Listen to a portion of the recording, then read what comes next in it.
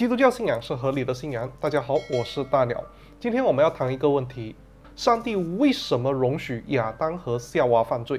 基督徒说，你的上帝是无所不能、无所不知的上帝，可以知道前面要发生的事情。那他为什么不先下手为强，制止这一切灾难性的后果呢？上帝为什么容许灾难发生？为什么容许罪进入世界？上帝造一个不会犯罪的人就好了。我们有时甚至会责问上帝，对他的作为发出严厉的道德提问。但是我们需要知道一点，我们并不总是明白上帝的旨意。他容许罪进入这世界的原因，多少有些奥秘。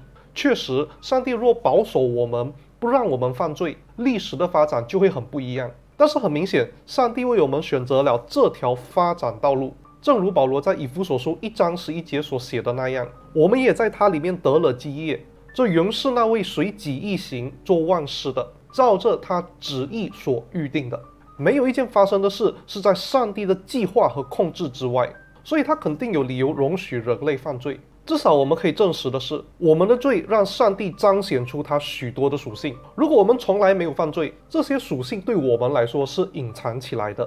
举个例子，上帝有时用怜悯和忍耐来回应人的罪，有时表达出愤怒。上帝透过彰显这些属性，让人认识他，让人荣耀他。所以在某种意义上，上帝透过处理我们的罪而得荣耀。我们甚至可以说，终极来讲，罪做工让相信的人得益处，这就让罪成为他祝福我们计划的一个有用的部分。正如罗马书8章28节，万事都互相效力，叫爱神的人得益处，就是按他旨意被召的人。